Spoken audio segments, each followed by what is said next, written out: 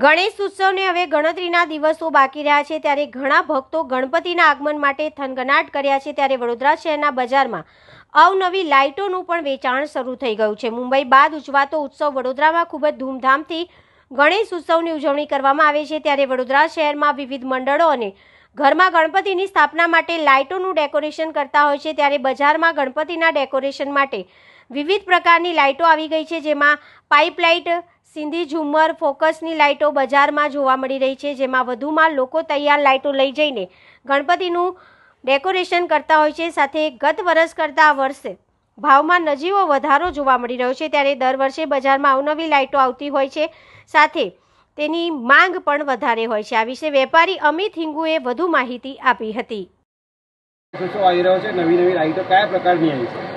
લાઇટો નવામાં તો ઘણી બધી વેરાયટી છે, જે રીતે રોપ લાઇટની અંદર વેરાયટી નવી આવી છે, સ્ટ્રીપ પટ્ટીઓમાં છે, ફ્લાવર્સ કર્ટન્સ છે, ફ્લાવરમાં રોઝ, ફાઇબર ઓપ્ટિક્સ, ચક્ર આવેલા છે એલઈડી વાળા, ફિક્સલ એલઈડીમાં મોટા મોટા દડા છે 32 સેક્શનના, ઘણી ઓલમોસ્ટ છે। ઝુમ્મરોની અંદર બી ઘણી વેરાયટી છે, નાના મોટા પ્લાસ્ટિકના, મેટલ્સના ને બધા।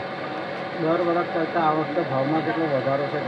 ભાવમાં વધારો તો નથી, પણ રેગ્યુલર અમુક આઇટમ તો ડાઉન બી છે, રેટ ઓછા છે ને રેગ્યુલર પ્રાઇસમાં છે, પ્રાઇસમાં કોઈ પ્રોબ્લેમ નથી। અને કઈ માંગ વધારે છે? માંગમાં તો ઓલમોસ્ટ કસ્ટમરની ડિમાન્ડ તો કંઈક નવાની હોય છે, એટલે અમે બને ત્યાં સુધી નવી વેરાયટી ઘણું લાવવાનો પ્રયત્ન કરે છે, લાવીએ છીએ।